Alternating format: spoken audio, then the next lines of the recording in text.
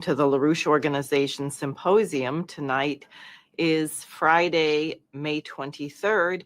We are on the eve of the long-awaited Schiller Institute conference, and therefore I will be speaking briefly, and I will give you the opportunity to watch the meeting of the International Peace Coalition from last Friday, which had an incredible dialogue among Scott Ritter, Ray McGovern, an Israeli peace activist who lost both of his parents on October 7th. I think you should hear what he has to say. And I will say that Helga Zepp-LaRouche has done a remarkable job over now nearly 2 years, every week without fail, bringing together voices for peace who may not agree with each other. And after all, if you're trying to get peace, then chances are you're going to have to speak with someone with whom you disagree. So I just wanted to encourage everyone, tomorrow morning, starting at 10 a.m. sharp, visit the Schiller Institute YouTube channel. This is the conference. It's called A Beautiful Vision for Humanity in Times of Great Turbulence. Some of the people that you are hearing on the International Peace Coalition call, which is about to follow, will be speaking at this conference, namely Ray McGovern, Scott Ritter, and of course Helga Zepp-LaRouche. They will also be joined by Naledi Pandor, the former foreign minister of South Africa, His Excellency President Ramotar, the former president of Guyana, also Dmitry Trenin of Russia, Zhang Weiwei, a very prominent Chinese economist, and many others. So watch this dialogue with that in mind. I will just say, as we arrive at May 23rd, there seems to be an unfolding strategy of tension with numerous assassinations, namely the two Israeli Americans who were killed at the Capitol Jewish Museum just a couple of days ago. Then you had 2 aides to the mayor of Mexico City gunned down in broad daylight in the sidewalk. You had also Alexei Portnov, who was a staffer for the former president of Ukraine, who was assassinated at close range by a professional hitman after he dropped his children off to school in Spain, and he was on the Merot Foret's kill list. I don't think we can look at all of these acts of violence and terrorism separately, but as signs that the old order is dying. One, that the genocide being perpetrated by Israel against the Palestinian people is becoming too well known to be hidden, and we're at a point now where people really don't want to see it continue. So actions may be taken to discredit the movement demanding that this genocide stop. Also, President Trump has been steadfast in his desire to end the Russia-Ukraine conflict, and negotiations are beginning in that direction. So all kinds of disruptions are being orchestrated by the various intelligence agencies of the world, the people controlled by the billionaire bankers, to prevent peace. The conference of the Schiller Institute tomorrow is dedicated to particularly getting the United States to move into the direction of a new paradigm, much more in keeping with that which John Quincy Adams intended. So please join tomorrow, 10 a.m., the Schiller Institute. Sunday morning, we start at 9 a.m. I'd like you to watch then as well. I am speaking on that first panel about Lyndon LaRouche, and now you're really in for an incredible dialogue from last Friday's International Peace Coalition meeting, and I hope to see you tomorrow. Welcome, everyone. This is the International Peace Coalition. This is our 102nd meeting that we've had in a row. My name is Anastasia Battle. I'll be the moderator today, as well as Dennis Speed and Dennis Small, my co-moderators. And I just want to thank everyone who's been a veteran of this process and anyone who's new for 122 weeks of consecutive organizing around the world and coordinating our efforts.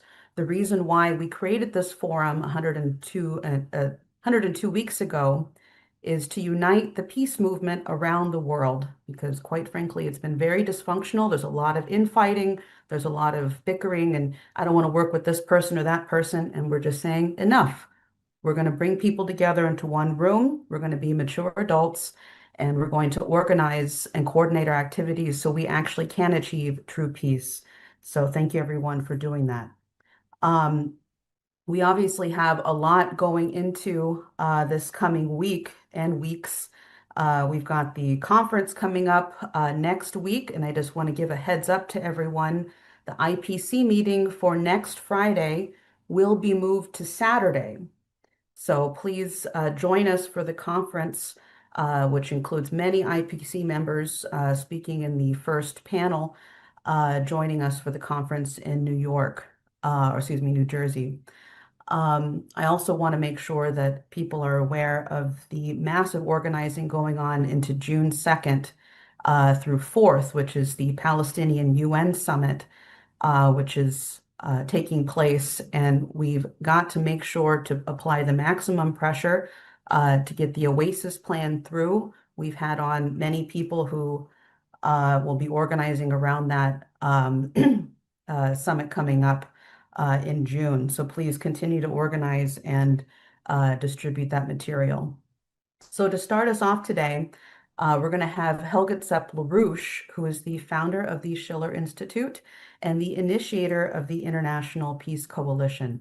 Please go ahead, Helga. Well, let me say hello to all of you. I think the eyes of the world are all directed towards Istanbul, where today, the second day of events there, the meeting between the Ukrainian and the Russian delegation finally took place. It was moderated by the Turkish foreign minister, and the meeting ended after 2 hours. The result is not yet known, at least not to me. Maybe in the course of this discussion, we will find out more about it. In any case, there was an enormous amount of international drama inscenated around it, where everybody in the West was saying, this is a trap for Putin. Now Putin is not showing up.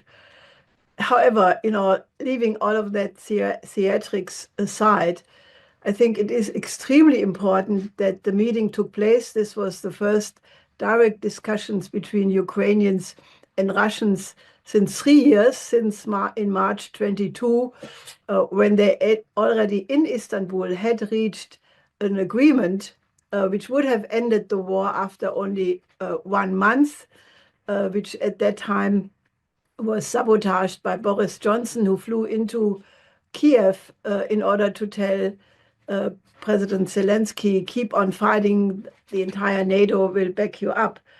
And if you think what an enormous number of people have lost their life, what an enormous destruction of Ukraine has occurred, it is incredible. And therefore, it is very important that these direct negotiations took place. Now, the Russian delegation was consisting out of exactly the same team which negotiated in March 22. Therefore, they obviously knew the territory extremely well. They knew all the ins and outs of difficulties, and therefore they were highly experienced. Zelensky denounced the delegation, saying it was low level and Putin didn't show up. But the Ukrainian delegation, according to some reports from Russian sources, was not an experienced team, and the composition of the team, which was very large, was 80% security officials of various kinds and only 20% politicians or diplomats. So, one could read out of this composition the mindset of both sides. But obviously, this is too early to make a judgment. And in any case, one can expect that the real result will come only from a direct meeting between President Trump and President Putin. The letter just said that he wants to have this meeting as quickly as it can set up, and it could be, within days. So I think that this is a major hope, that this will come to an end. And, I think that the overall dynamic is actually going in the direction of settling conflicts. Now, that is unfortunately not applying for everything. It for sure does not apply to the situation around Gaza, where, as of now, the genocide is in full motion. Tom Fletcher, who is the Undersecretary for Humanitarian Affairs of the United Nations, he just made a statement saying, that the International Court of Justice is reviewing, if there is genocide going on. And he said, if they don't hurry up, it will be too late because everybody will be dead. And as a matter of fact, the 60-day, or in the meantime, more than 60-day complete shut off of Gaza means, that the 2 days ago, the phase 5 starvation level was true for 22% of all people in Gaza, and phase 4, which is just below immediate starvation, but still famine, was the remaining 80% were in level 4. So basically, an unbelievable ratio of dying is going on as a result of hunger, thirst, disease. And, what is being acted out right now is exactly to the letter what Defense Minister Gallant had said on the 9th of October 19 months ago, that there will be a total siege of Gaza because what Israel is confronted with would be, quote, human animals. And obviously that would be enough to dehumanize the entire campaign. So, the situation is beyond description. I think the words of Tom Fletcher that our present world will be judged by future generations, and nobody can say we did all we could, because it would be enough to do one single phone call by the United States to stop that. So the burden of action is on us, on the world community, but especially obviously those powers who could change it with little effort. Now, the situation, therefore, remains one of acute emergency, because now the IDF has extended what they are doing in Gaza to the West Bank. There was some incident where a bomb attack occurred against a car with a pregnant woman who was killed. And that was the starting point for the Israeli military to announce that they would level to the ground all the refugee camps and villages where suspected terrorists, in quote, were hiding. So we have now an extension of the genocide of Gaza into the West Bank. So, that is obviously the burning issue for everybody. We have to change.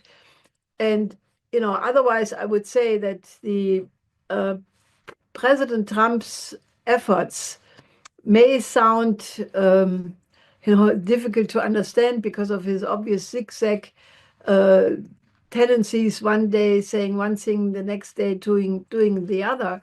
But if there's any hope one can conclude, then from the fact that the Geneva discussions between the United States and China on the tariffs resulted after only a very short period of negotiations with a positive result.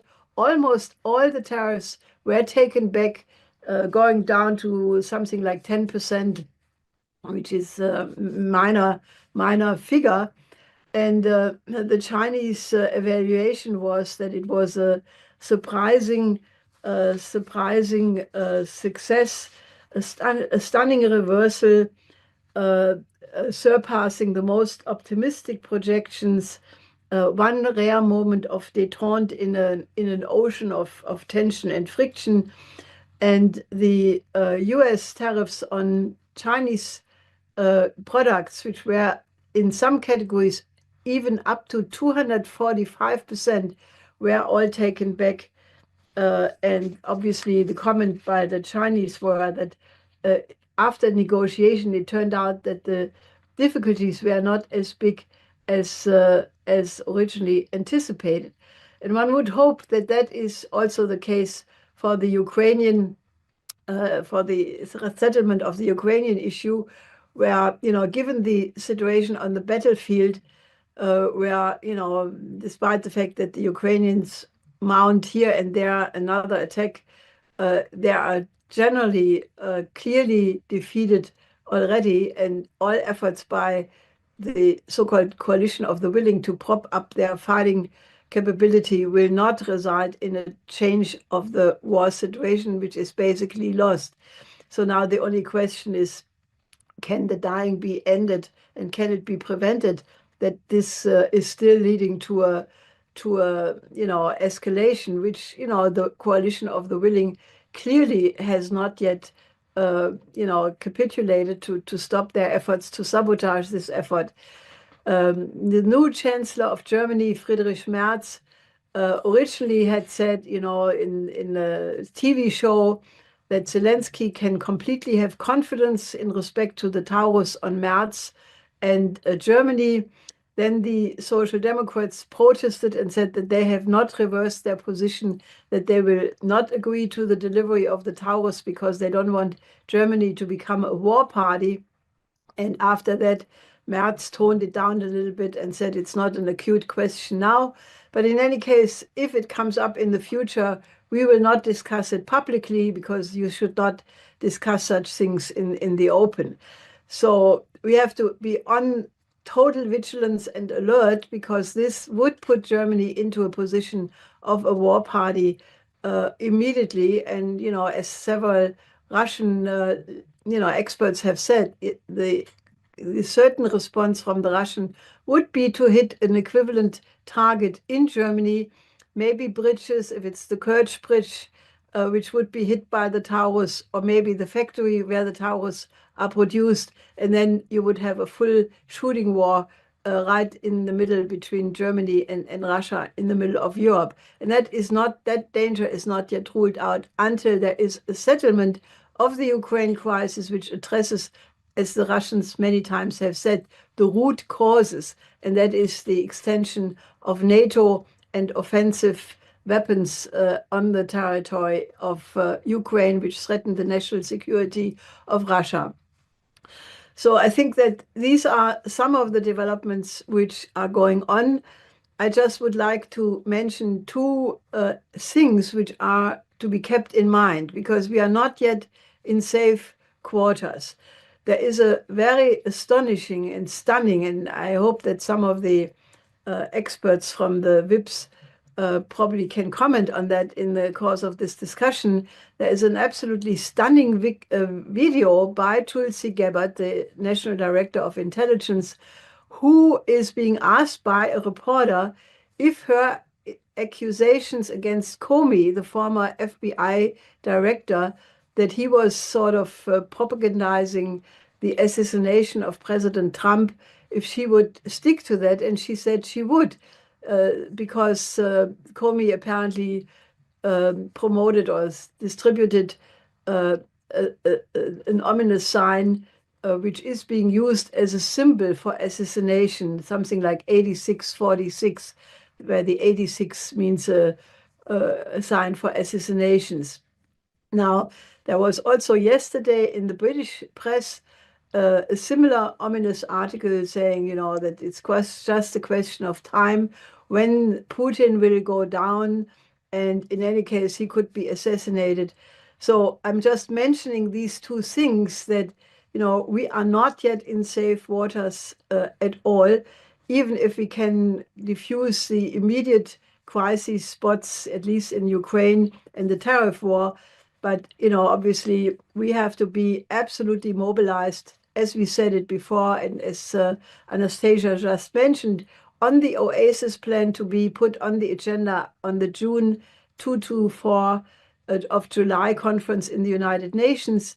And we have to get the new security and development architecture, which lifts the entire international relations to a completely different paradigm where we replace confrontation with cooperation in the tradition of the Peace of Westphalia. So these are what I wanted to say in the beginning. Wonderful. Thank you, Helga, for that opening and overview. I wanted to share something with people so folks can see, and I can also put this in the chat as well.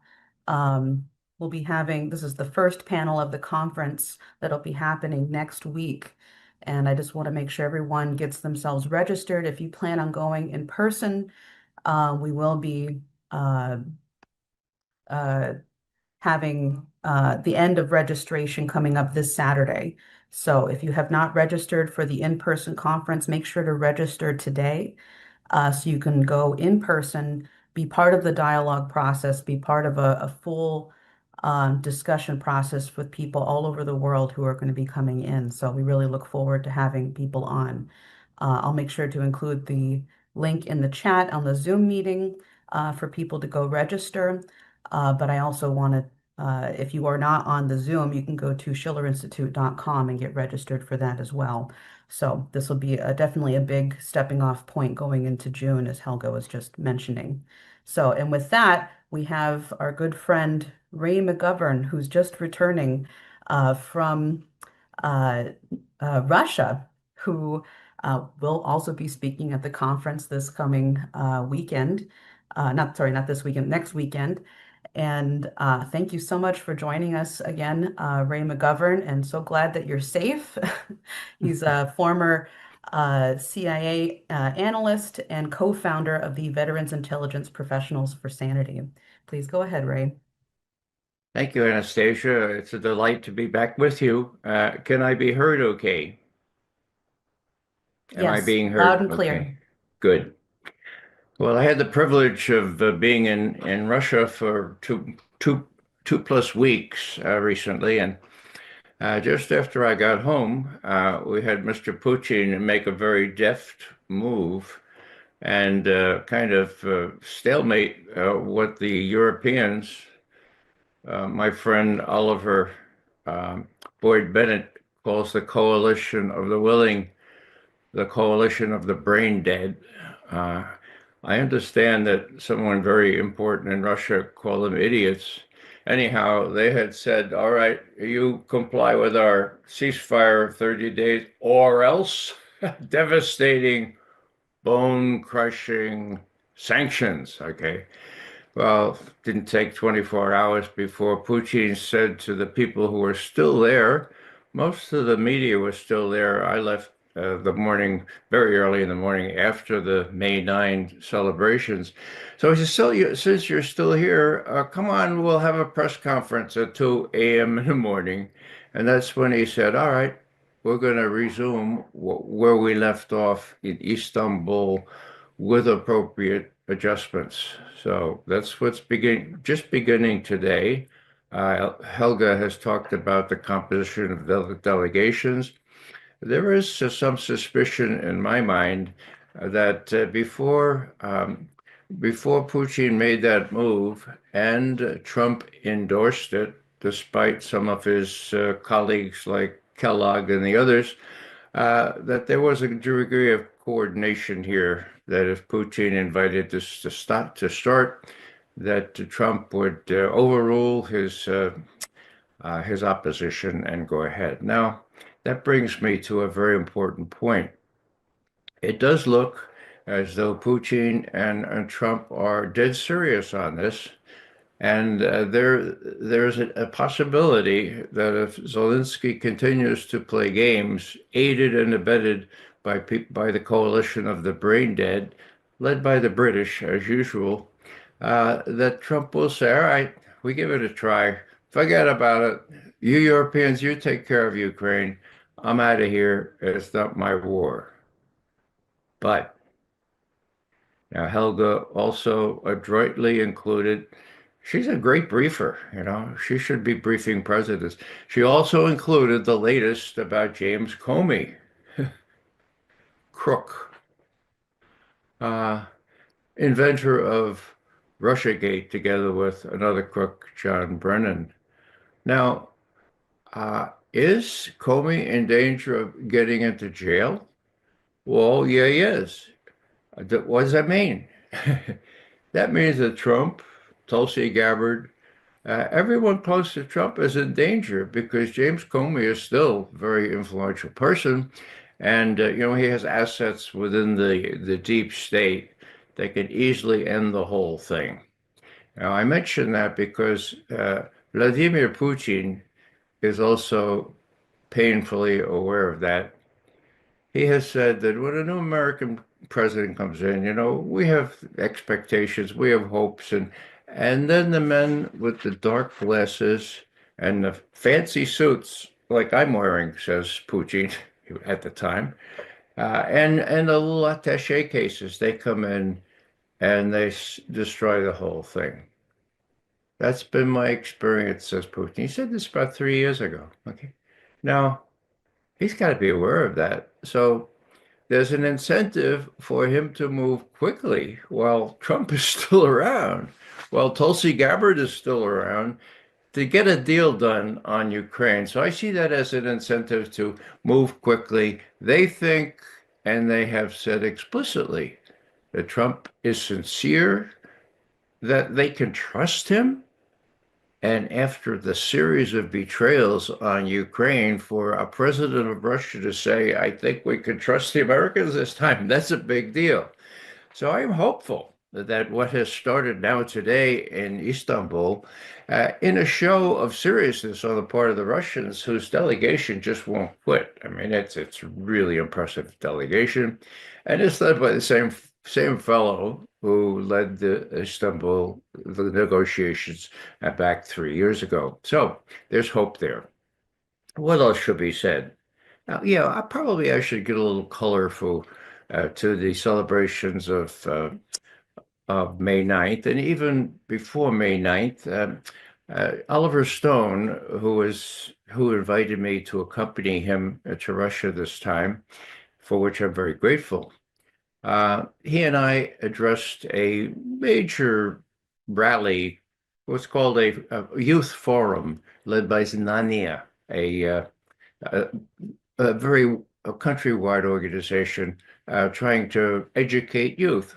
It was really interesting. They asked good questions. Anyhow, I knew that Oliver was going to talk on the afternoon of the 29th, and I would talk after him on the evening of the 29th. So I dutifully prepared to the degree I usually do with notes to my thing, and it came out all right. I thought actually they really liked the Russian poem that I recited. It was a poem of Russian grief, marking the fact that, yeah, we celebrate the meeting on the Elbe and we celebrate the victory, but there were 27 million Russian citizens or Soviet citizens dead, as compared with 400,000 U.S. on both fronts. So, what did I expect? Well, I didn't expect to hear that Vladimir Putin was going to address the same group the next day.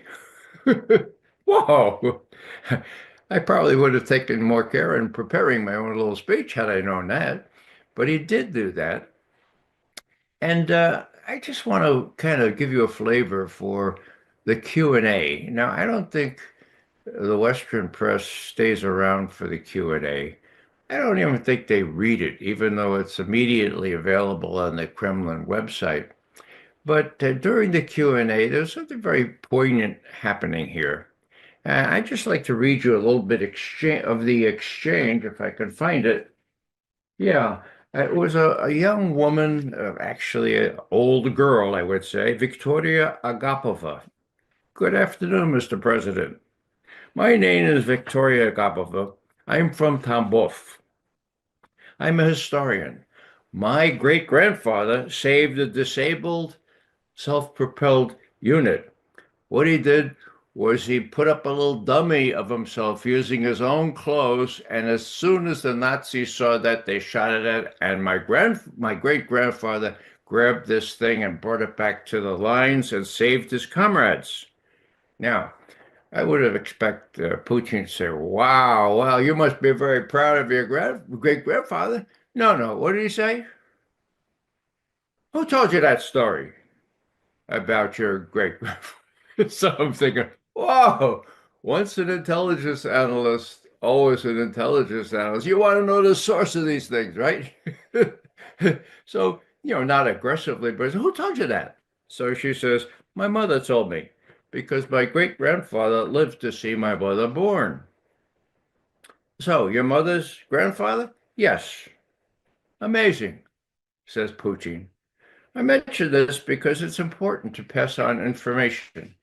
Now, this is information that very few of us Americans have. Witness the fact that on the Western Front, our veterans lost 200,000, opposed to what the Russians lost. Told you the figures already. Here's Putin. Now, this is kind of poignant if you're open-minded. My mother told me stories about the war, and my relatives passed me a letter from my grandfather during the war to his son. His son was in the army, and the letter was an account of how my grandfather's wife got killed. A bullet hit her in the stomach during the war, and she was dying in his arms, and my grandfather, dying, my grandfather was holding her, and she said, I have mentioned this before. Oh, Putin says, this is really important. She's dying in his arms, and she says, look, don't cry for me. Pursue the battle, do the right thing. Don't make me sad. Don't you be sad yourself. So Putin says, wow, this is a quality that many people have, regardless of nationality. Even as they're dying, they're thinking of other people. Whoa. Including Russians. Now, Putin is not living up to his hyper-nationalist reputation here. He would have said, oh, we Russians, we have this special quality. And some people others have it. Well, no, he says, this is universal. This is a human quality, and including the Russians. She knew that she was dying, and she said, don't cry, don't make me sad. In her dying hour, can you imagine? She was worried about my grandfather. At the end of the letter was a little postscript. P.S. Smash those bastards. No, Putin calls that, in the understatement of the century, a motivational phrase. Yeah, a motivational phrase. Okay, now this is the payoff here. I took the letter and I read it. I was an adult. I had been an intelligence officer for nearly 20 years. I did not expect to learn anything new. But when I took the letter and began to read it, I suddenly looked at these past events in a different way. I suddenly felt the fabric of those events, and this must be passed on. Fabric of such events. The Russians have seen war, even if it's just their great-grandfathers or their grandfathers. They all know what war is like. For us, that's a real plus.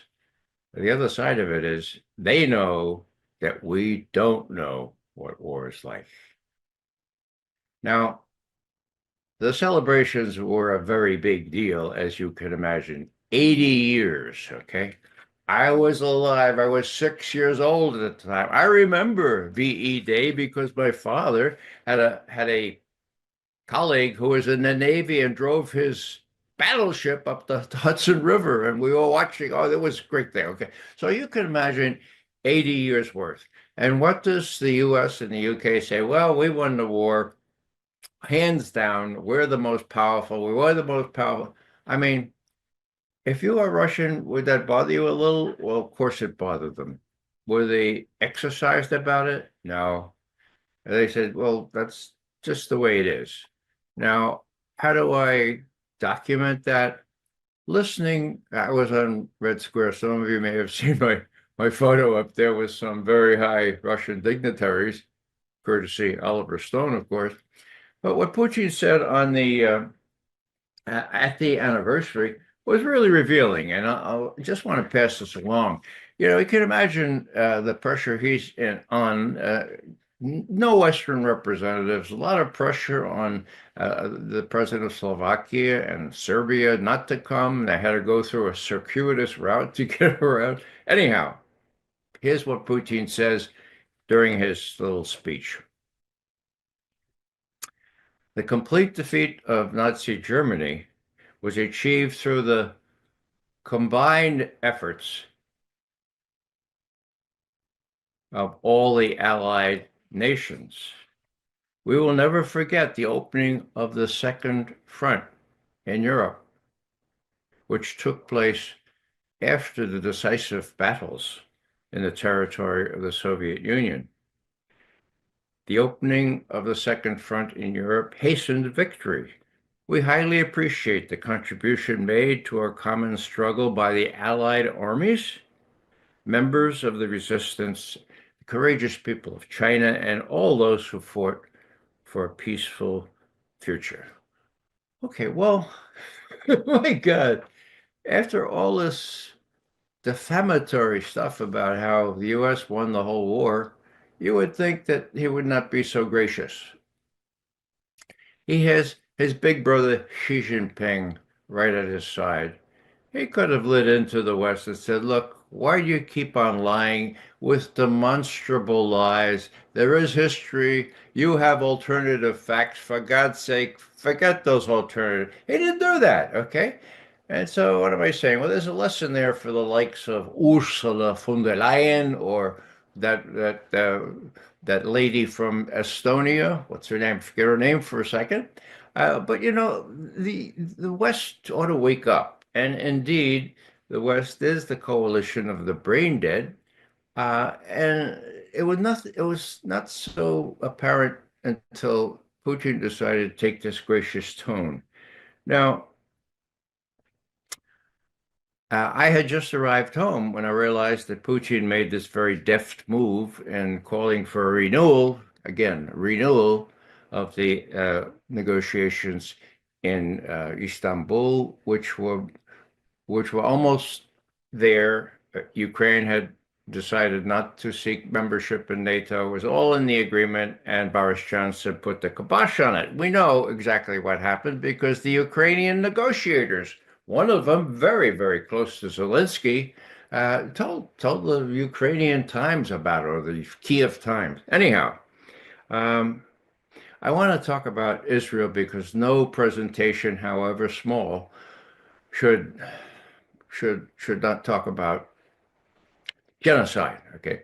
And actually, when I made my presentation about World War II and Russian-Soviet relations, China as well, I couldn't pass up the opportunity at the end to say, look, all this is important, but even more important is genocide and stopping it. I hope, I said at the time, that the leaders that convene in Moscow can get together and find some way to put the kind of pressure on Israel to stop it, okay? Now, there are cracks in the media.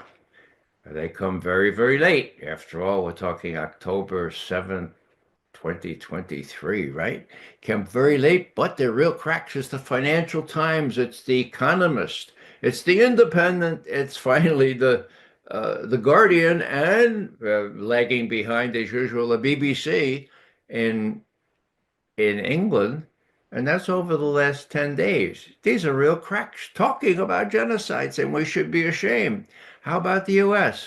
Well, I have a piece up on my website, raymcgovern.com, today, talking about CNN I compare it to the days of McCarthy, and I have to admit I was alive during those days, and I heard heated discussions about Joe McCarthy in my living room with my father and his colleagues, okay? And I ended up saying, CNN, you should be ashamed, okay? You should be ashamed. Have you no sense of decency? Have you finally no sense of... So look at that CNN thing and see how far behind CNN still is from the Europeans, and notably the British press. What else should I say here? Well, I always kind of felt that, well, I will add this. I will say that the question here is whether Trump can be as sensible, in my view, on Israel, whether the little cracks appearing in that venue can be widened to the degree they are now in the mainstream media, at least in England. And the key to that, I think, is whether things have changed since 2001. And I mentioned this, some people know about it, but it's really applicable here. There are changes in the US press despite CNN. And there was this recording, 2001, Netanyahu is filling his oats. He's being videotaped in this very, very pleasant, adulatory atmosphere in somebody's living room. And he says, turn that tape off. And the videographer forgets. We have the tape. It's on YouTube. And this is what he's asked. The woman says, aren't you afraid we're going to be isolated? And I said, no, I know America. They can easily be moved in the right direction. Woman, well, are you sure? Because it's really looking pretty bad. Netanyahu, let's suppose that they say something to us, the Americans. So what? So they say it. So what? Get this now. Quote, 80% of the Americans support us. It's absurd. We have such support there. And he goes on. All right. Now, is it 80% today? No, it's not.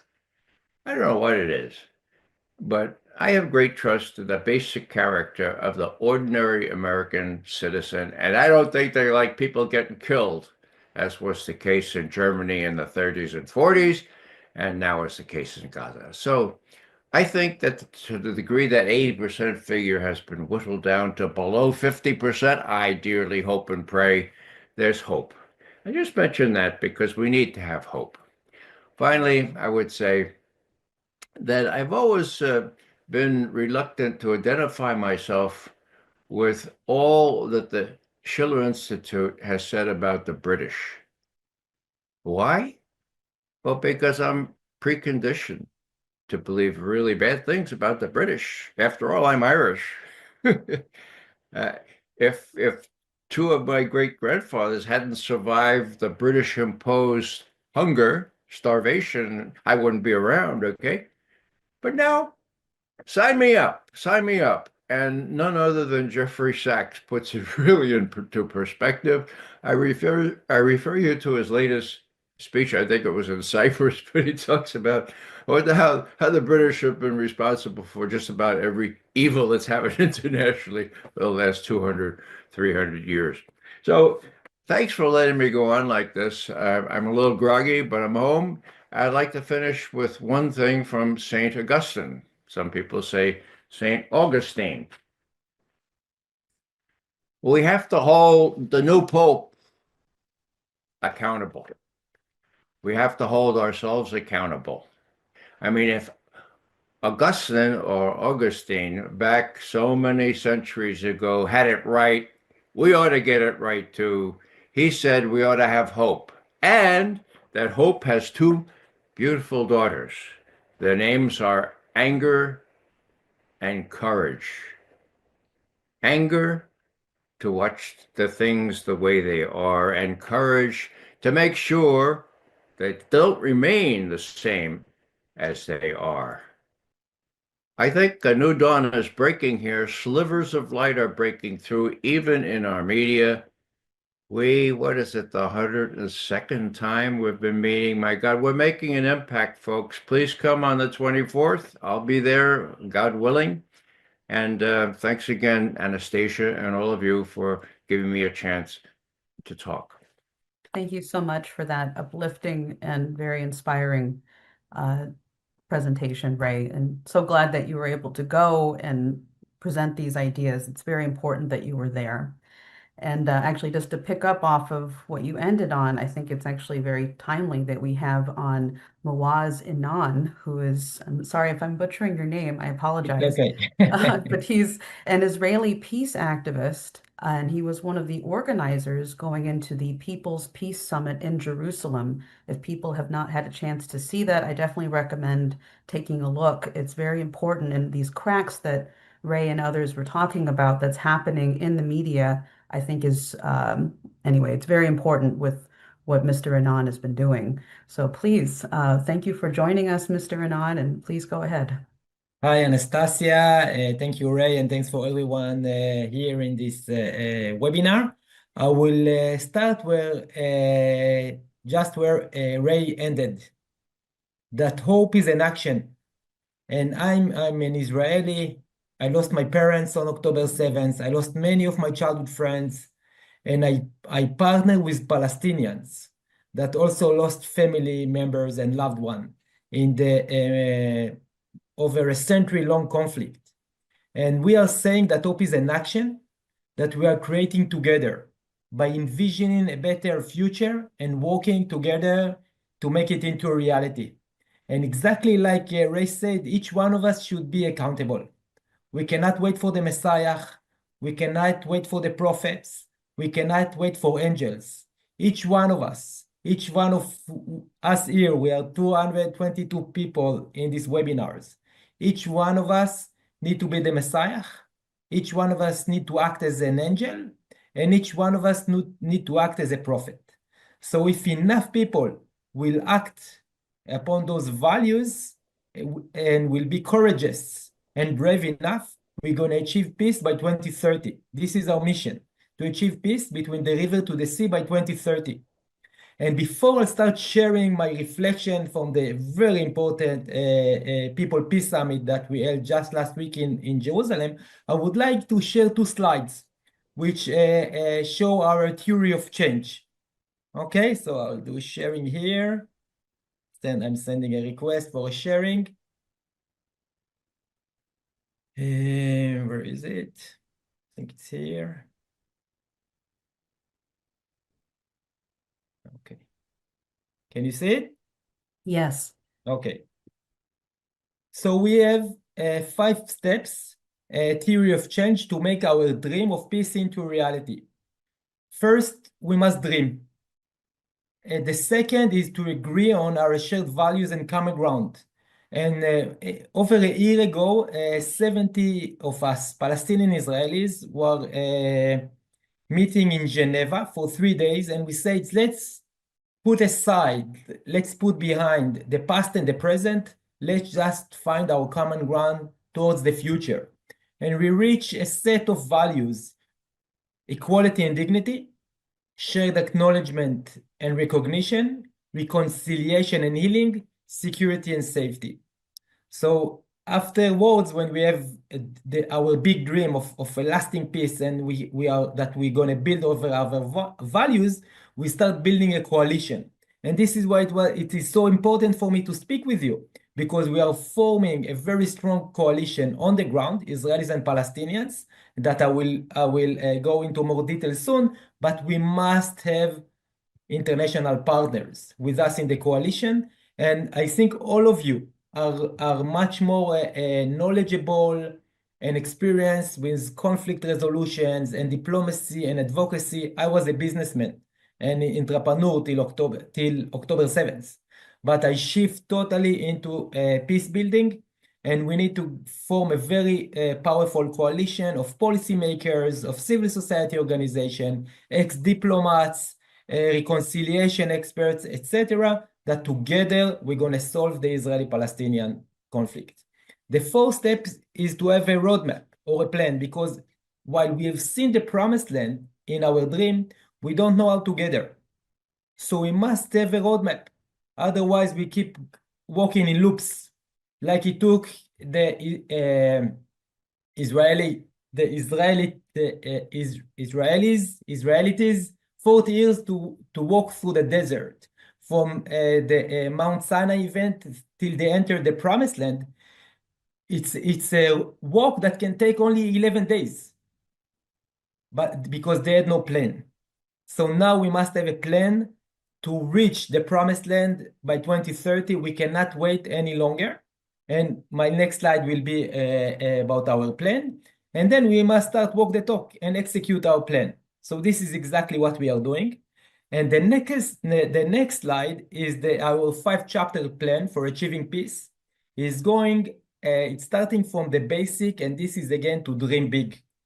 In the last in the months that passed since October 7th, we met with faith leaders as Pope Francis, policymakers, spiritual leaders, academy, and common people on the ground. And now I'm convinced now that the only way to change reality is by dreaming. The field of dream is where those who change reality and change humanity play. So for too long, we, the moderate in Israel and Palestine, we start dreaming, and our past and present were hijacked by the extremists. And the extremists on both sides, they dream, and they dream big, and their dream is the same.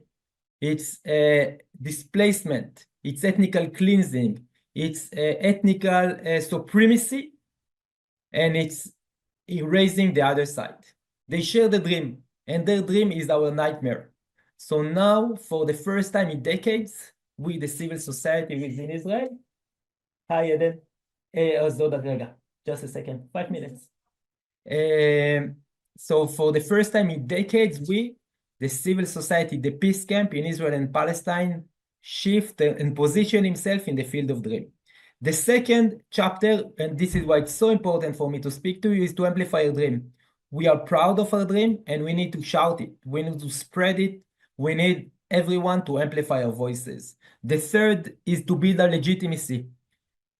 Both people, if you ask Israelis or Palestinians, they will tell you, yes, we want peace, but it's just the naive are wishing for peace. There will be no peace in our lifetime. Peace is impossible.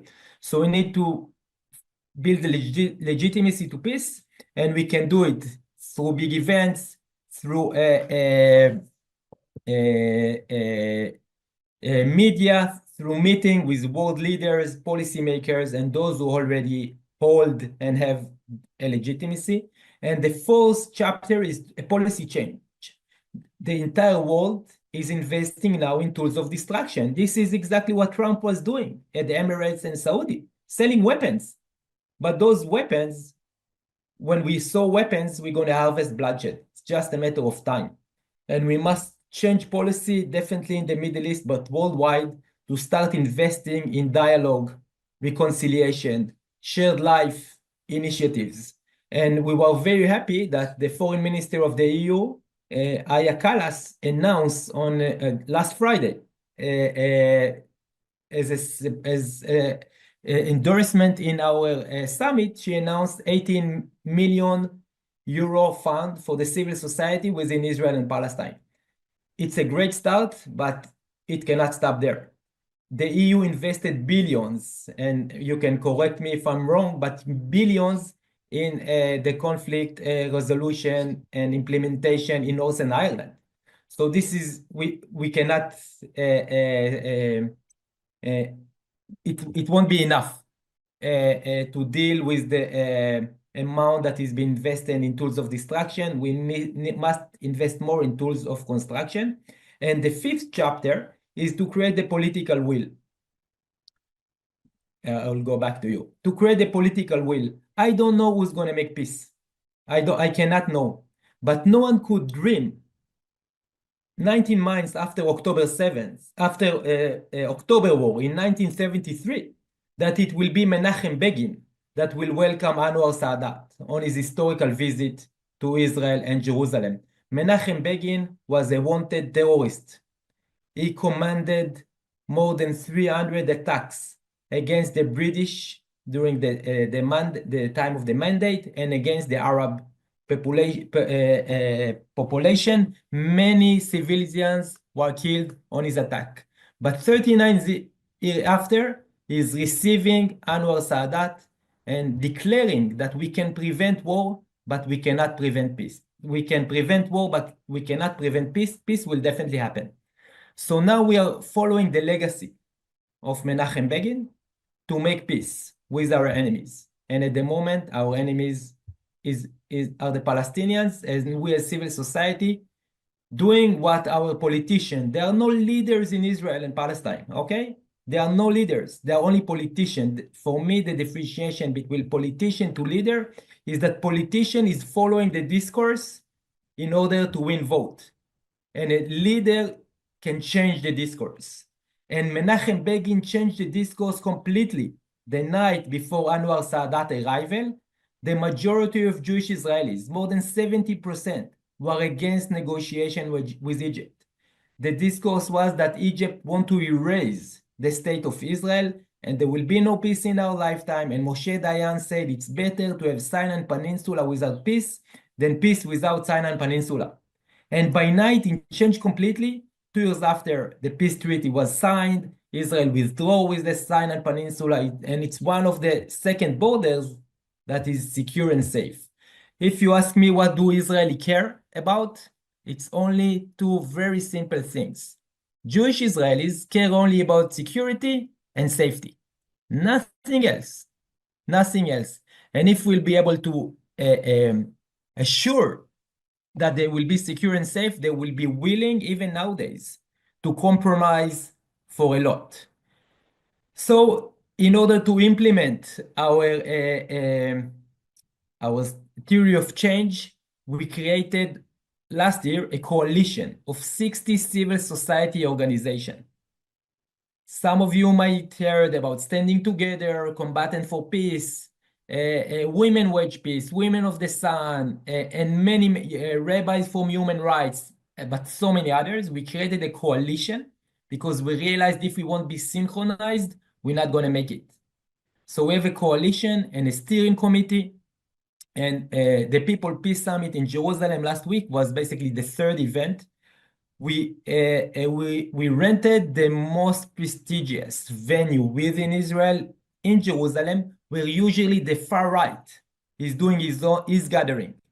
We've decided we're going to bring peace to Jerusalem. We're going to bring peace to the ICC, International Conference Center in Jerusalem. And 2 days event, multi-location, where the video from Macron, video from Kallas, video from Abu Mazen, and it was beautiful to see both Palestinians with Israeli citizenship, Jewish Israelis, youth and elderly coming together, stating on the stage, we must end the war. We must end the war now. It's already too late for so many, for too many. We must end the war. We must make a deal. And we must start a peace process. That's the only way to move forward. And that's how we created great hope by envisioning a better future. We were also doing a diplomatic lunch with more than 30 ambassadors attend, and I think 80 or even more deputy of mission. So we are also working with our own people, Israelis and Palestinians, and with the international community to form a very powerful coalition. And on Sunday, we have a full day of reflection to decide of our next action. I hope we're gonna, the next initiative will be a peace walk on September 21st, the International Day of Peace. Half of the march will come from East Jerusalem, half of the people would come from West Jerusalem, and together we're going to meet on the borders, on the line of 67 to declare that the wall of oppression, the wall of occupation, the wall of revenge, fear, and hate must be broken, and we are building now a bridge that is based on equality, reconciliation, justice, and peace.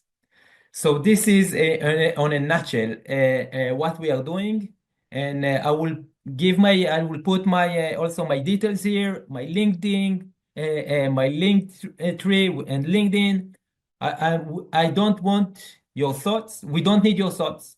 We don't need your prayers. We need your action. We need your partnership, and together we're going to achieve. We can end a century-long conflict, and I think the ripple effect of a peace agreement between Israel and Palestine that will be celebrated at the holy city of Jerusalem gonna empower the peace coalition and the peace camp worldwide. And we can achieve it, and we will. Thank you so much, Maoz Inon, for that presentation and for all the work that you're doing in Israel. It's clearly making an impact. And I know you have to go.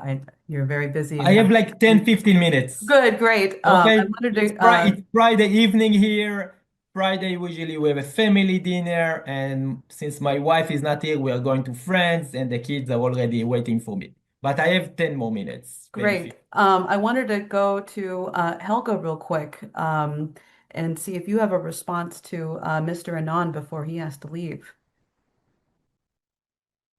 Well, naturally, I full-heartedly support what you are doing, and I think I can commit most forces of the International Peace Coalition to do likewise. I have a slightly different thing. Maybe I should bring this in shortly before you are leaving, and that is that I have written an open letter to His Holiness Pope Leo XIV. And, given the fact that you, Ray, mentioned the generosity of Putin by addressing the contribution of the Allied forces to the victory over the Nazis, maybe you can forgive me that I'm not criticizing Pope Francis for what he did not, but that I'm building on what he did. So let me quickly read it. It's very short, and I would actually like people to listen to it and read it, because if we could assemble out of this present discussion as many signatures to that, to start to unite all religions and people of goodwill around this peace idea, to create a real international peace movement, the better. So, open letter to His Holiness Pope Leo XIV. We, the undersigned, wholeheartedly welcome Your Holiness in your pontificate in our present extremely turbulent time, and appreciate the fact that your first words were, "Peace be with all of you." Not only are regional conflicts raging in many parts of the world, several of those have the potential of escalating to a nuclear Armageddon, which would end civilization and thus represent the ultimate sin against God's creation. You offer to facilitate peace talks among countries at war, continuing the mandate of Pope Francis, who had made peace the urgent demand in his last Urbi et Orbi message, and who had denounced so many times the arms trade and condemned those who profit from war. We wish to communicate to Your Holiness our commitment to try everything in our power to reach out to all Christians as well as believers of other religions and world outlooks, to unify in the effort to establish a true peace order in the world, which eliminates the root causes for war by taking into account the valid security interests of all parties. We also fully support your rejection of the Manichaean notions that divide people in good and evil, because they deny the chance to overcome evil through development. We support this idea that the new name for peace is development. So maybe if as many of you participate participating in this can sign this, we could really start an international mobilization, to try to get many, many, many forces involved in this peace effort. Yeah, definitely. And again, we also created before the last G7 meeting in last June in Italy, we asked Pope Francis to sign a letter to the G7 leader, and he's done it, and supported our call for investment in the civil society within Israel and Palestine, and it took nearly a year for the first action that was made last week by Foreign Minister Callas to be implemented. But I think when we group together and we understand it's not, if there is a war, it will expand. It's not going to stay just like fire. So together, again, we'll be happy to coalesce with your organizations and with other. And it's very important for us that the world would know that there is a growing peace camp. There is a growing peace camp within Israel and Palestine. That's wonderful. Thank you so much for that. We'll make sure to get that to you. I do want to acknowledge Scott. I do see you there, Scott Ritter, who's our next speaker. But I understand that Ray, you probably have a response as well to Mr. Inon. If not, that's fine. I heard you. I saw you sort of raise your hand. So please forgive me. I wish you, okay, I will listen to you, Ray, and then I must excuse myself. Oh, okay. Yeah, I just want to say that we can all hope, but we must also press for action. Now, if you look at St. James's Gospel, he says words without action, well, he condemns them very, very, very much. So this time we need not blah, blah, blah. We need not expressions of hope. We don't even need extended offers of mediation. What we need is for the Pope to take the moral leadership to condemn what's going on in Gaza and not fall back on the words that his predecessor used. Well, let's have an investigation as to whether there might be genocide. There is genocide, and every moral leader should be preaching that from the pulpit. The jury is out on Pope Leo. Let's hope and pray that he does more than words. I cannot agree more, and this is exactly what we are saying to world leaders and policymakers. Since October 7th, we need your actions. Not to cross your fingers, not to pray, not your thoughts. Action. It's already too late for too many people. I would say prayer is okay. Yeah, of course, but it's not enough. I'm not there, yeah. But we need action mostly. Thank you. Well, thank you so much for that, Mr. Inon, and thank you for joining us. Oh, Helga, I see your hand is raised. Please go ahead. Yeah, I want to ask you, Ray, to add that argument in this text, if you want.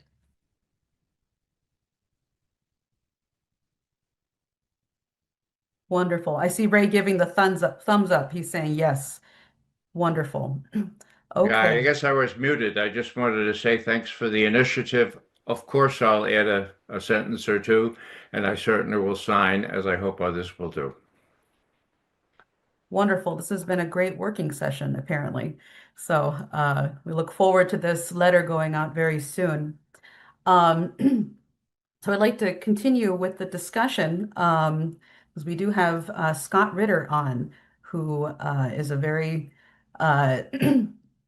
excellent organizer. He's been doing quite a bit discussing the how to actually get true peace with many nations around the world, quite honestly. He's a former UN weapons inspector in Iraq, and he always has a does a thorough job in scaring the pants off people about what true nuclear war really looks like.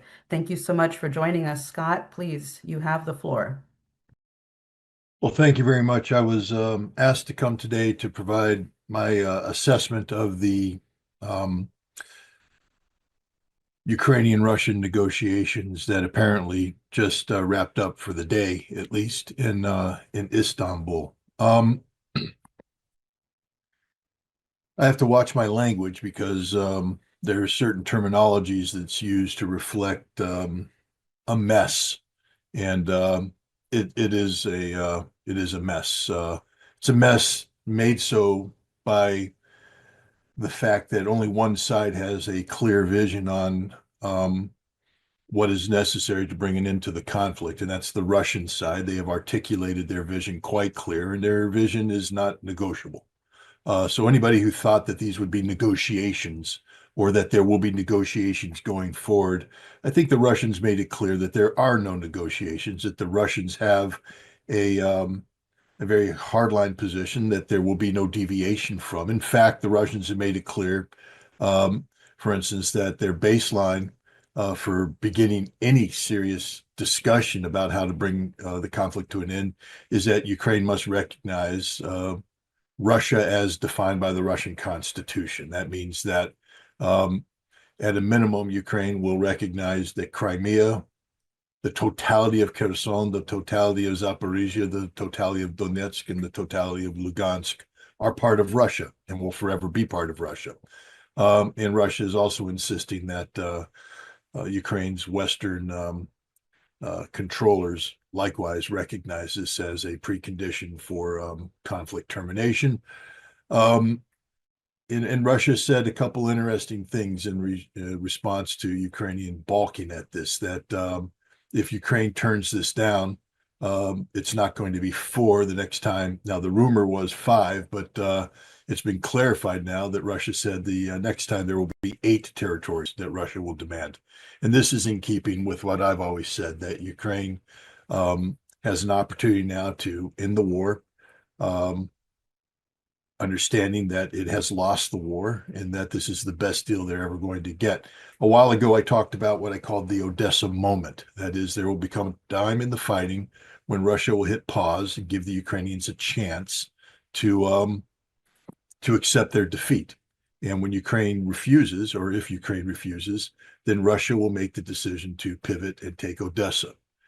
We are at the Odessa moment now. I think Russia feels that Ukraine is on the verge of collapse on the military front. The Ukrainians understand they are on the verge of collapse in the military front. There's nothing the West can do to help them. The United States is gradually coming over to the reality that this conflict must be dealt with not from the lens of what the West wants, but what the reality demands. And the reality demands that the West will have to yield to Russia's demands, because the other thing that Russia said is, we are ready to continue this war for as long as it takes.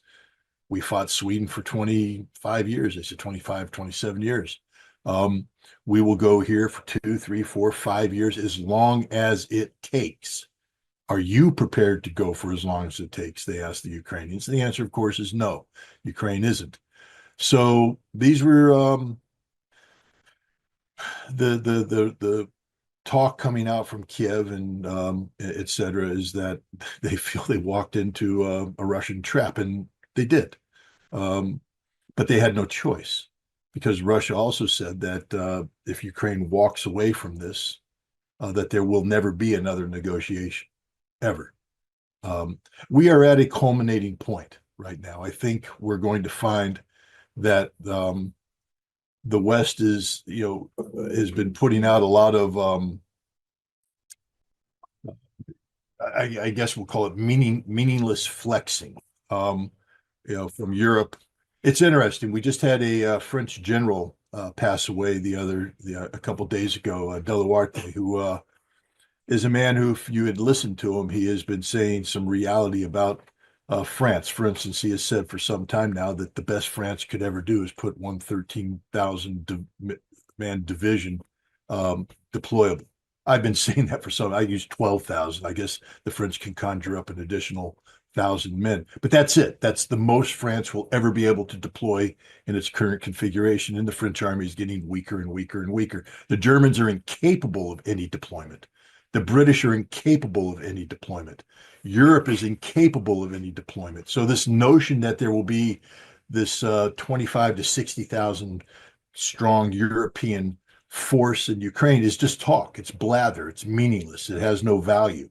And it's the same with every aspect of what the Europeans have been talking about. 800 billion euro to expand their military is a non-starter. They don't have the money. They don't have the industrial base. They have nothing.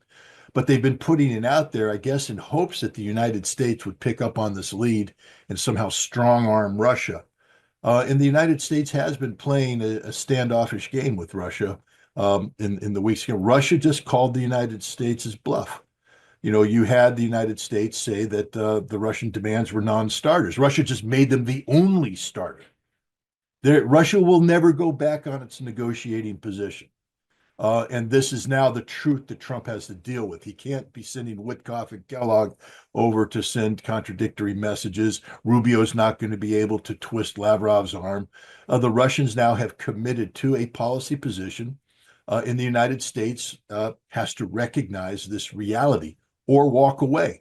And Russia has also made it clear what the consequences of walking away will be. Russia will not yield, which means when the United States walks away, it has a choice either to abandon Ukraine in Europe or to double down and provide weaponry and support greater than that which had been provided by Biden, thereby contradicting and canceling out a major campaign promise by Donald Trump. So the feeling right now is that Ukraine has no choice, that they will have to yield to the Russian demands.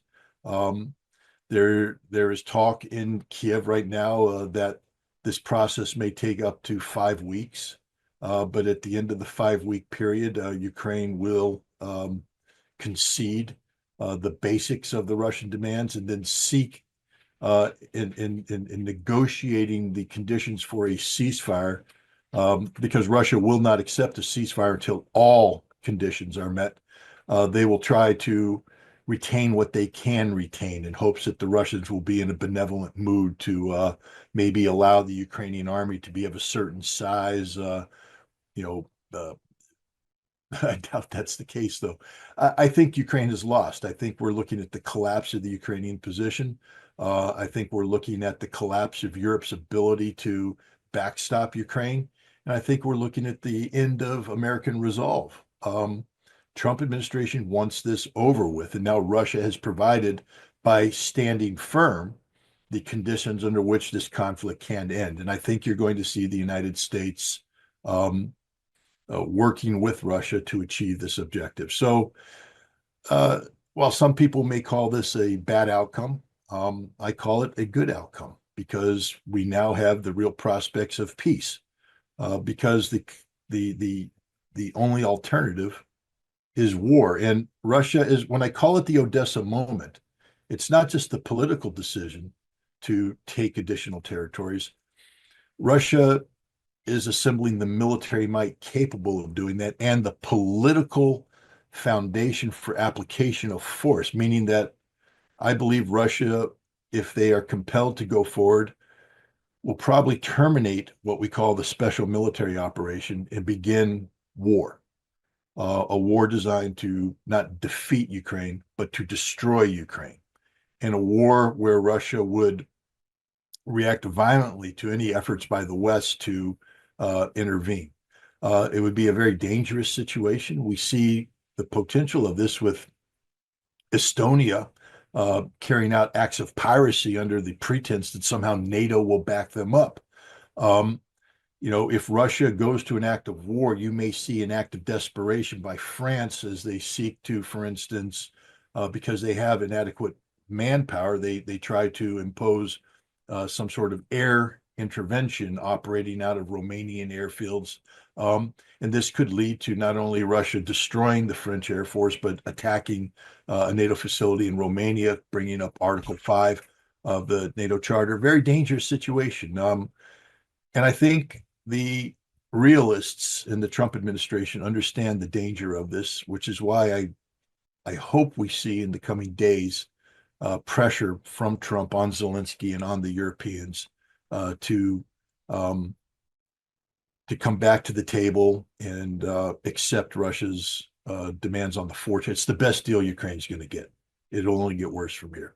Just like the better deal would have been the one Ukraine could have had in 2022, but they walked away from that. Russia's making the case. Ukraine didn't want to hear the message, but Russia's making the case now that this is the best it's going to get for you. And if you go forward, it will be so much worse. And I think that message is being resonated. There's talk now, we'll see, of a phone call between Trump and Putin tonight. But there's definitely the Trump even now being briefed on what the Russian demands are, is saying there must be a meeting between him and Putin soon. And I think Trump wants to head off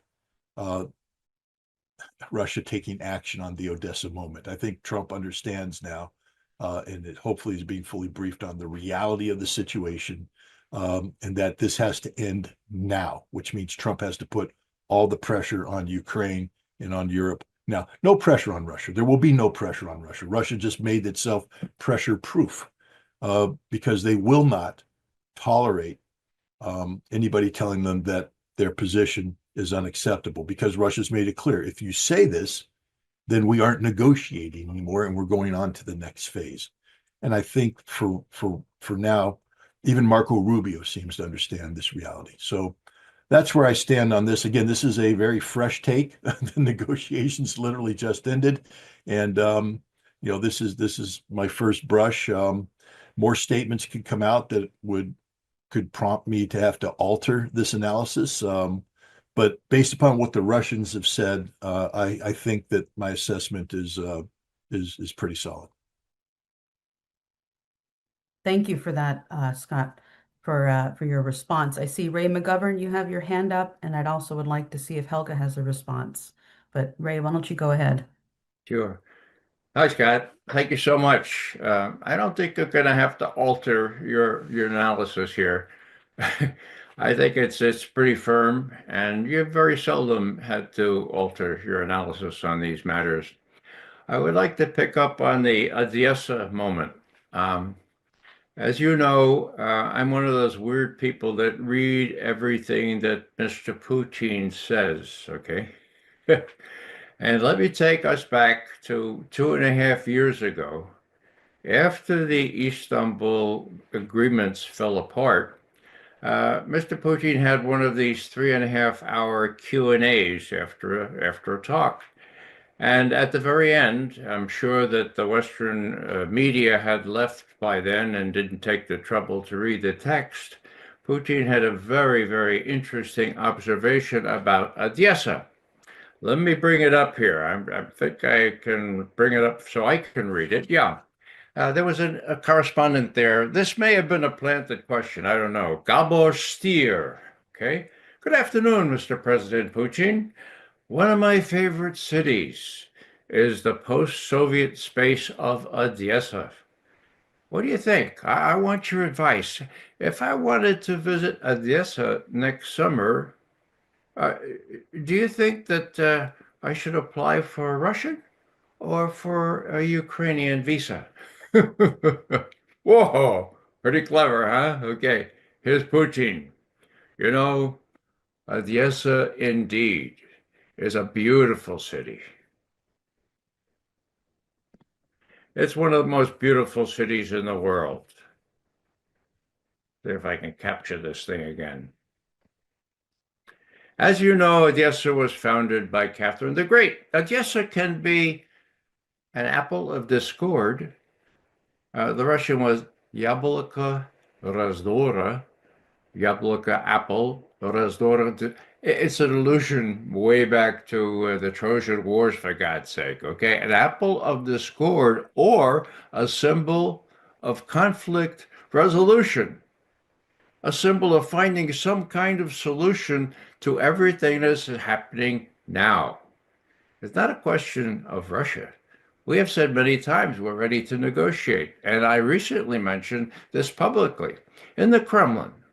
But the leaders of the Kiev regime have decided not to continue negotiations with the Russian Federation. That's the end of Istanbul 1. It is true that the final word belongs to those who implement Kiev policy in Washington.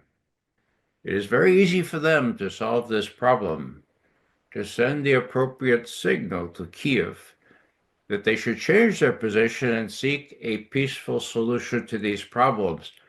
And that will do it, end quote. So spake Vladimir Putin on October 27th, 2002. Okay? Now, why do I mention that? Because, well, it used to be that people recognized that what the president of Russia said mattered. Okay? So, with respect to the Odessa moment, I think this is the moment. I don't think the Russians want to destroy Odessa. I think they'd rather negotiate. Now, Odessa is necessary for Ukraine to be a viable country. It's their only access, really, to the Black Sea. Otherwise, they end up as kind of a breadbasket, a kind of a farm for the rest of Europe. So there's leverage, there's opportunity there. And I just hope that you mentioned it again, Scott. I'm really glad you did. I just hope that people could read these things and could read Putin the way that Scott and I do and say, look, listen to him. Yeah, he has firm demands, but he also has flexibility. And Odessa is one of them. And so is Nikolaev, and so is Kharkov. And there may be a few other pieces of flexibility. So, as Scott said, now's the time. Get the best deal you can. You're not going to get any better deal. And what has to happen is Trump needs to talk not only to Zelensky, but to the coalition of the brain dead, Macron, Stommer, Maltz, and talk to those guys and say, look, it's over. It's up to you if you want to take up this war. We didn't start it. We're going to end it. Thanks, Scott, for taking us through the immediate results of what happened today. Just to follow up on what Ray said, there are, in talking to Russians over the course of the last several years, the Odessa moment. First of all, Putin has said repeatedly that Odessa is a Russian city, and many people have picked up on that, saying that, well, Russia will never give up Odessa. But the Russians have made it clear in their conditions here that they are only interested in those territories that are constitutionally Russian, meaning that they're not demanding that Odessa be turned over to them, Kharkov be turned over to them, even though these are Russian cities. But I think when they talk about a ceasefire and the difficult conditions attached to that, one of the things that will be is the demilitarization of Odessa, the demilitarization of Nikolaev, the demilitarization of Dnipropetrovsk, the demilitarization of Kharkov and Sumy. That doesn't mean that Russian troops come in, but it means there will be no Ukrainian troops on these territories. There might be Ukrainian police, border guards perhaps, but no Ukrainian army. And there will be a mechanism of monitoring. The other thing that goes into this, Ray speaks about economic viability. The former prime minister of Ukraine, whose name escapes me at the moment, who fled to Russia and is currently there heading up one of the government bodies in exile. When I spoke to him about the future of Odessa and Kharkov, two Russian cities, and whether or not Russia would seek to acquire these cities, a precondition of conflict termination, he said that the argument being put forward by Ukrainians is that Ukraine must be allowed to retain Odessa, Nikolaev, Dnipropetrovsk, Kharkov, Sumy, because these are territories that are absolutely essential for Ukraine to survive as an industrial nation and a nation with a viable economy, that the economic survival of Ukraine depends especially on Odessa being in Ukrainian hands. Right. And the conversation with Russian leaders is such that they are looking at a post-conflict reality that is based upon the need for Ukraine to reconstitute itself, to rebuild itself. And how is that going to happen? The key aspect of that is the economy of Ukraine, whether or not the Ukrainian economy can be revived and can contribute to the reconstitution of Ukraine, the rehabilitation, the reconstruction of Ukraine. So the Russians are looking not to occupy Ukraine, not to steal Ukraine away, but a way that makes Ukraine non-threatening to Russia, but a continued part of Ukraine. This is very benevolent on the part of Russia, especially if you understand the political winds that are blowing inside Russia amongst the population. Right now, a very popular move would be for Putin to say, I'm taking Odessa. He would have the support of a good part of the Russian people. But that's not in Russia's interests. And it shows how responsible the Russians are when it comes to trying to negotiate conflict termination. Now, I'm not naive. I also believe that Russia understands that they have a plan B in place, which is to take advantage of the political reconstitution of Ukraine and create the opportunity for post-conflict referendum in Odessa, Kharkov, where the will of the people could manifest their desire to leave Ukraine and join Russia. But that's down the road. I actually think that aspect could be handled by a good negotiating team, meaning that if I were the Ukrainians, I would go to the United States and say, I need guarantees there isn't going to be a post-conflict referendum here. I know the United Nations speaks of, we have to recognize the will of the people and self-determination and all that, but we need guarantees that Ukraine is Ukraine, that the borders we have are the borders we're going to keep, and that we're not going to get chiseled away by the Russians.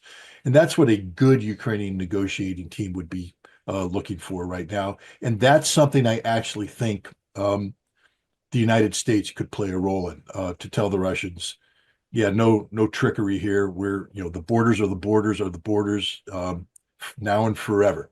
And I think the Russians would agree to that, because the Russians do want this conflict to come to an end, but they will never sacrifice an inch of Mother Russia.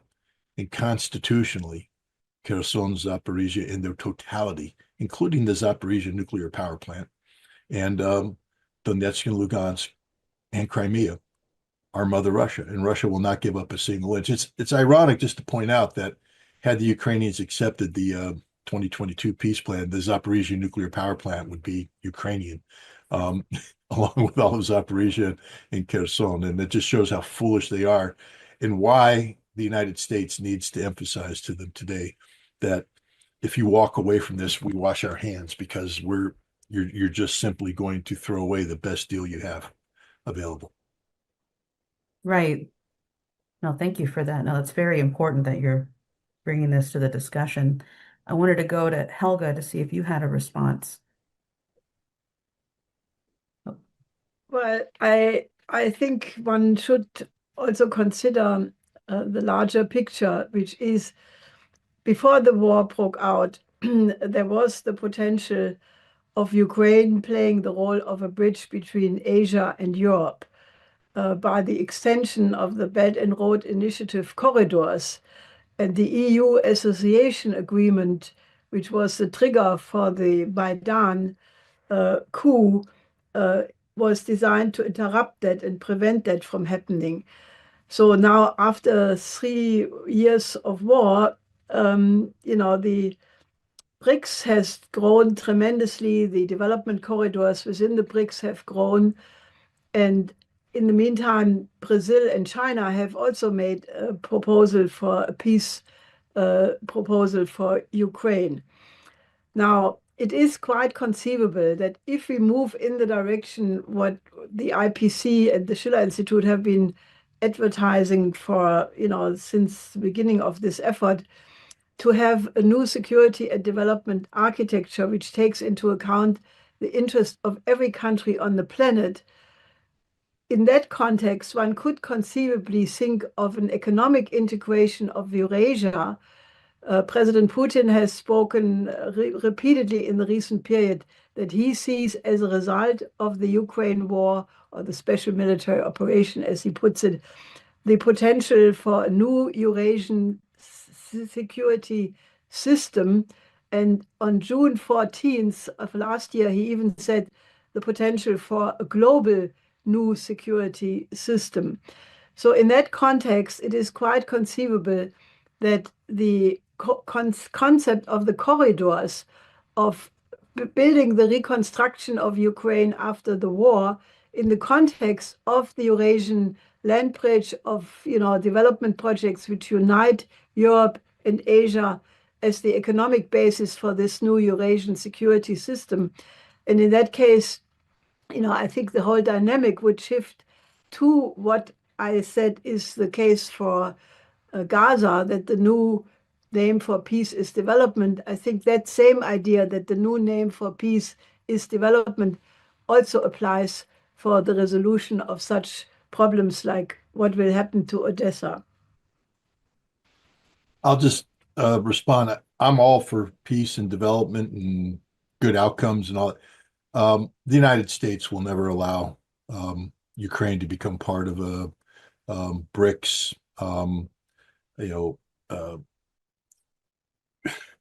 I am so sorry. Hey, Mike, stop.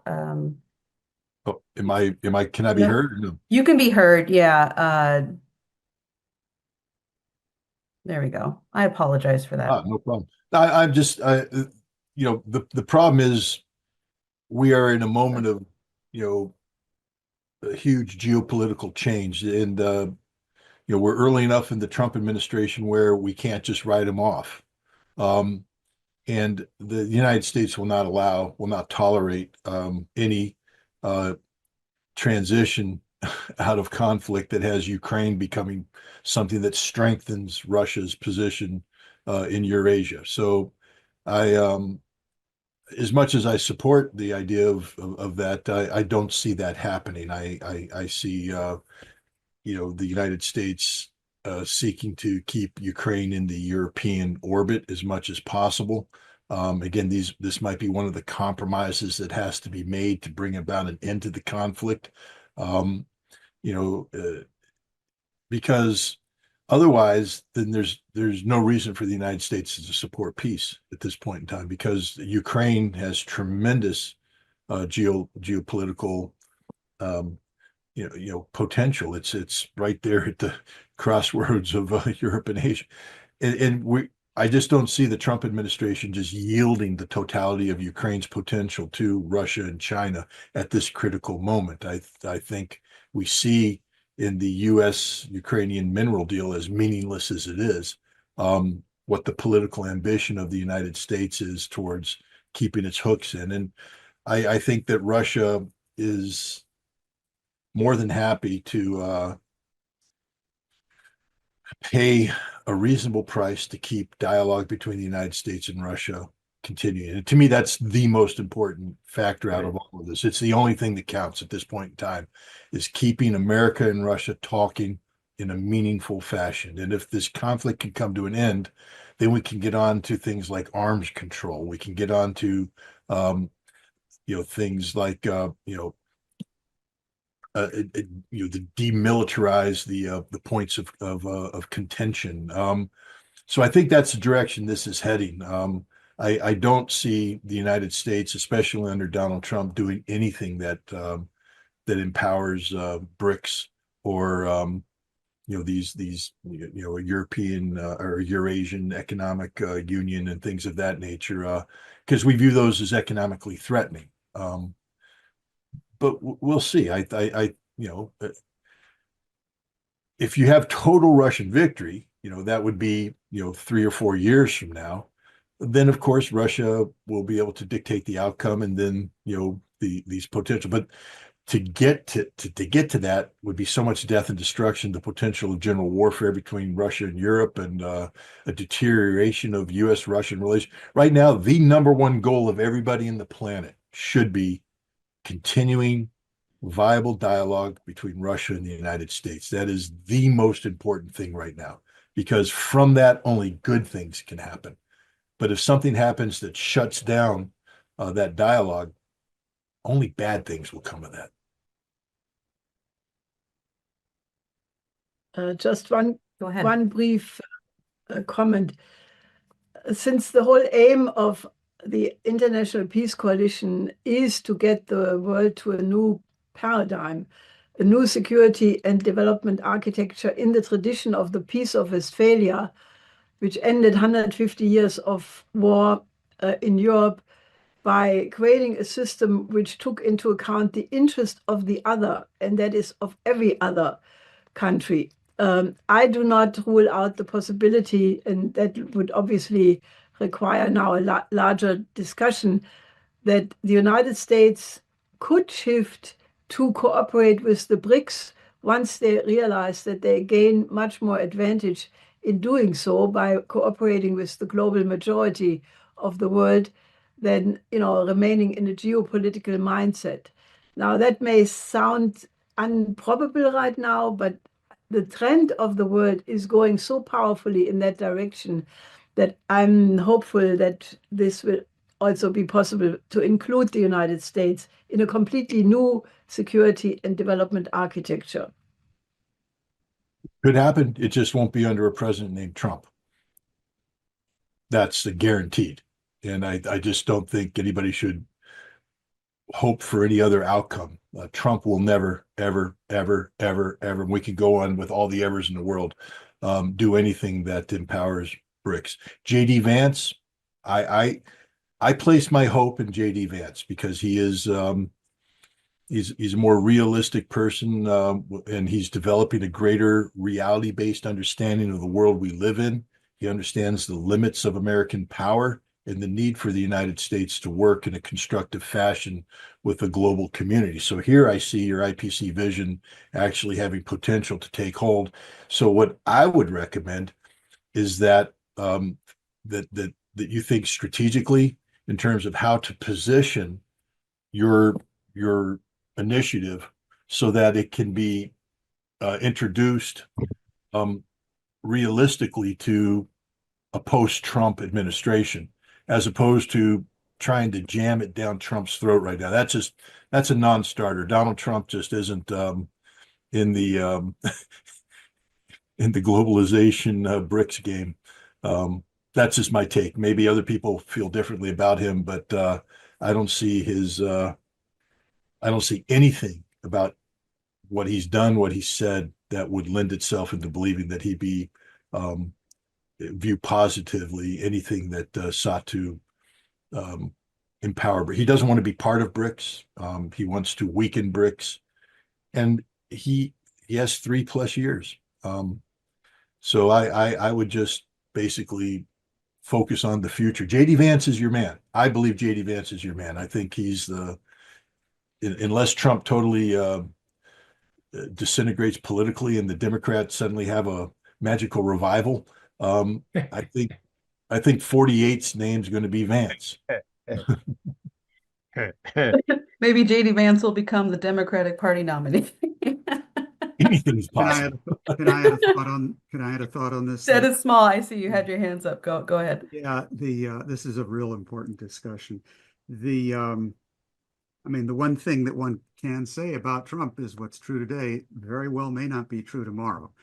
But I think there's a really deeper issue here on this question, which is just as there is a reality on the ground in the military sphere, which you, Scott, and also you, Ray, have gone through in some detail, which is simply unavoidable. The reality is the reality, and the United States is going to have to deal with that and address it in a way that is positive for the U.S. There is similarly a reality on the ground in terms of what is happening with the global economy.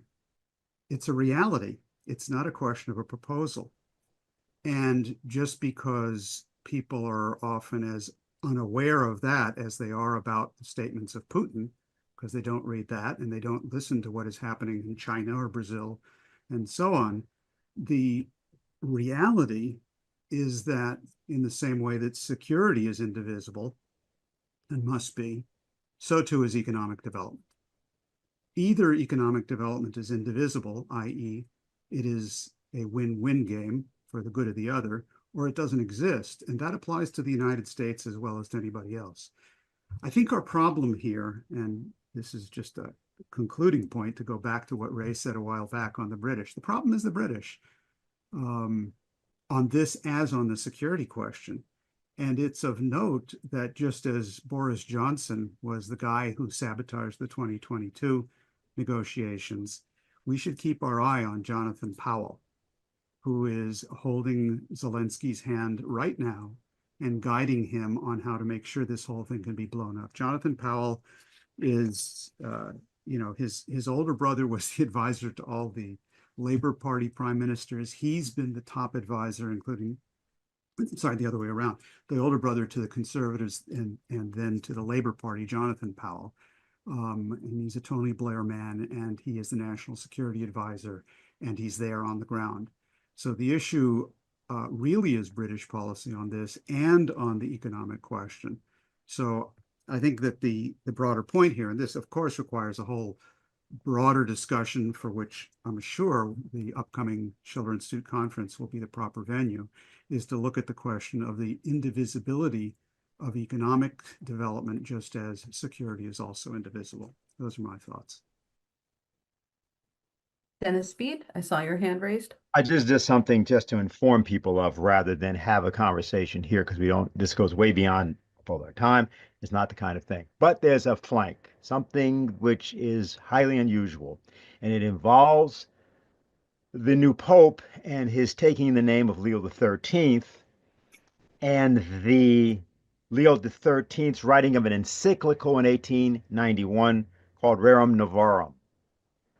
This encyclical, which is about capital and labor, but which it is apparently the case, we are checking this, so I just want people to be aware of this, came about as a result of an extensive discussion carried out by elements from Philadelphia, particularly Archbishop Patrick John Ryan and others with the Pope.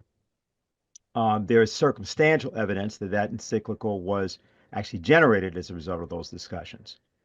Some of our researchers and background people are talking about this. There's a reason this is significant. A friend of ours, Alan Salisbury, now deceased, wrote a book a long time ago called The Civil War in the American System. What J.D. Vance is referring to continually around tariff policy comes from elements that J.D. Vance is not entirely aware of.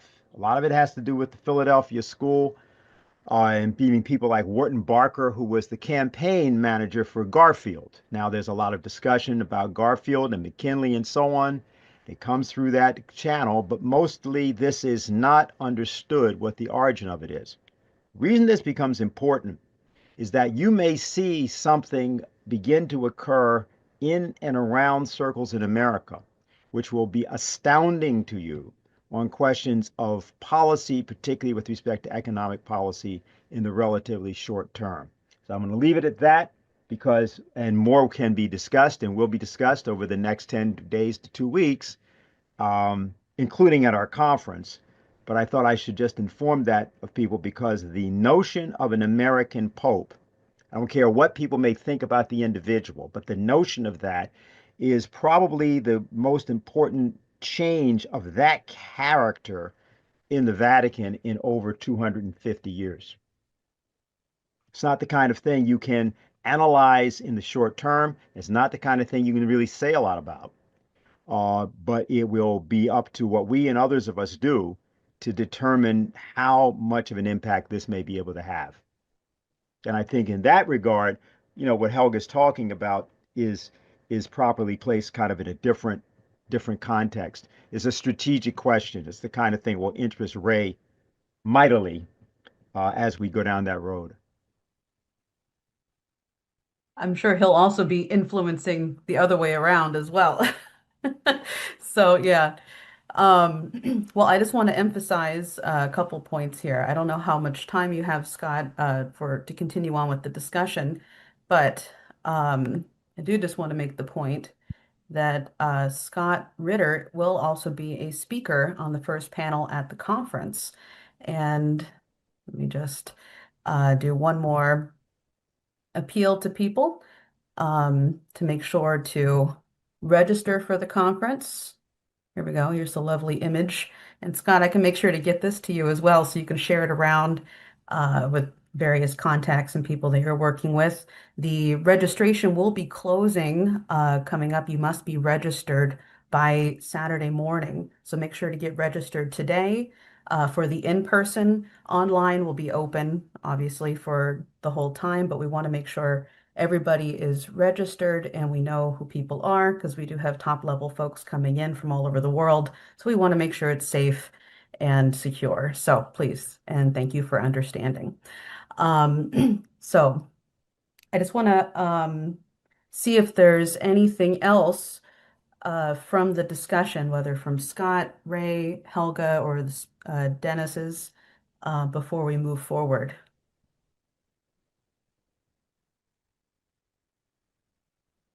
Can I just say something? Go ahead, Scott. Yeah. Totally out of the, I came in on the tail end of the Israeli gentleman's discussion, etc.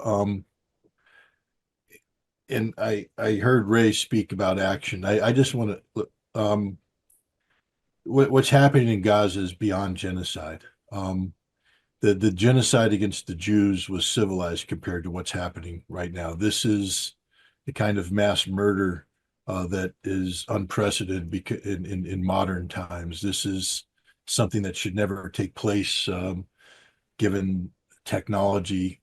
The world has abandoned the Palestinian people. They have been starved to death. They are out of food. The Israelis are deliberately bombing children, innocents. And I don't know what the answer is, but I would just say the business as usual is not the solution, because there's a mass murder taking place right before our very eyes, and I don't know if we can stop the mass murder, but if we're not focused on how to hold the murderer accountable, then we're doing the wrong thing. And I think, again, I'm not advocating anything other than the murderer must be held accountable in the eyes of humanity. And that means that the murderer, even if they successfully complete this crime, as tragically it appears they are going to do, because there's nobody standing up for these people at all. Nobody of significance, nobody who has the power to stop this is standing up. So this murder is going to take place. But the murderer must never be allowed to murder again. And hopefully people are thinking about how to bring that about, because this is as tragic as it gets. This is the Warsaw Ghetto writ large. This is what Nazi Germany did, magnified by orders of magnitude, because the Israelis should know better. The fact that they were born of the Holocaust, for them to be perpetrating a Holocaust, condemns them in the eyes of the world. And I just want to throw that in there because I don't know what to do. I'm powerless. I'm frustrated. I'm angry.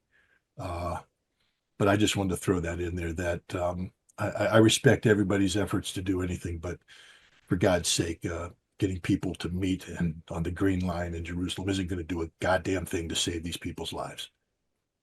As we speak, dozens of Gazan children are being murdered right now, this moment, as we speak. And it pains me. This is the sort of thing that I'd be more than happy to put a uniform on and go and do my former business. But I'm not allowed to say that. Ray's putting his finger over his mouth and telling me to shut up. But No. I'm a man of peace up until the point where there's a reason to fight and die. And saving the children of Gaza is a reason to fight and die. That's it. Well, Scott, I would just like to add what that very brave Air Force soldier airman did in front of the Israeli embassy in Washington. Aaron Bushnell, the latest recipient of the Sam Adams Award for Integrity. What he said was, hey, I asked myself, and maybe you ought to ask yourself, what would I do? If there were a civil war in the United States. So what if there was a Holocaust in Germany? Or what would I do if Gazans were being subjected to genocide? Well, you're doing it now, folks. You're doing it now, or you're not doing it now. So I would appeal as Scott does, because he's got a bigger heart than I do, but I have a big heart too. We got to do what we do to stop it. Otherwise, we're not doing anything now. Thanks.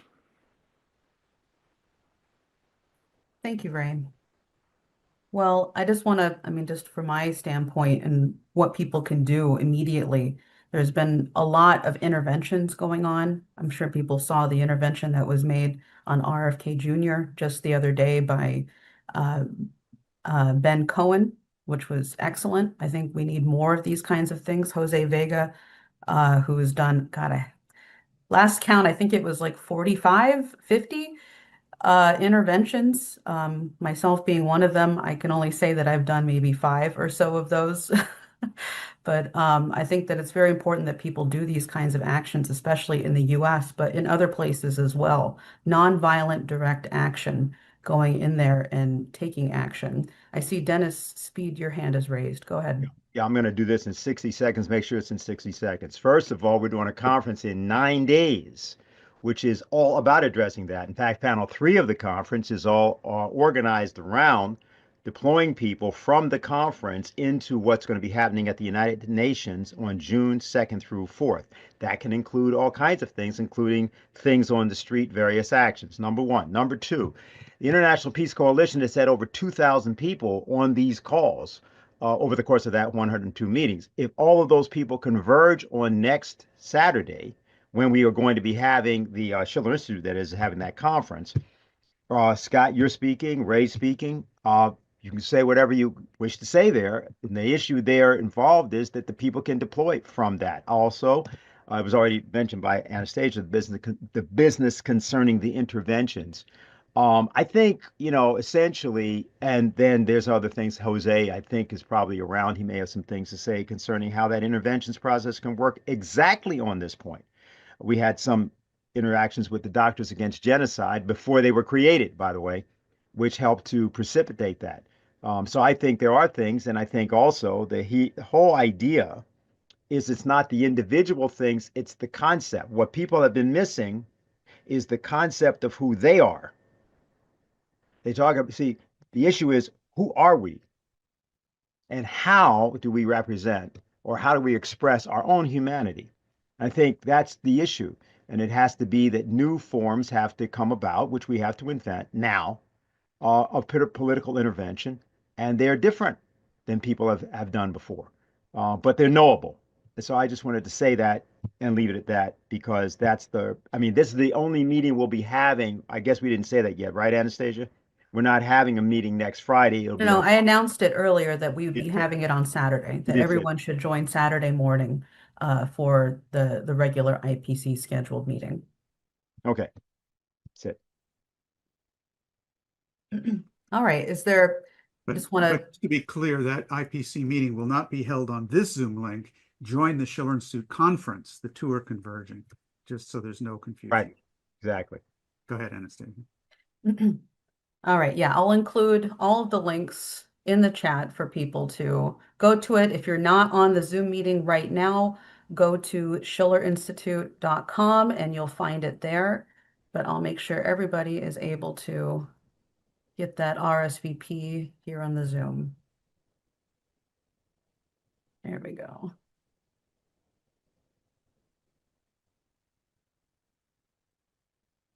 There it is. Okay. So unless there's anything else from the panel, I think we have a bunch of questions which have come in. Is there anything else, responses that people have before we move forward?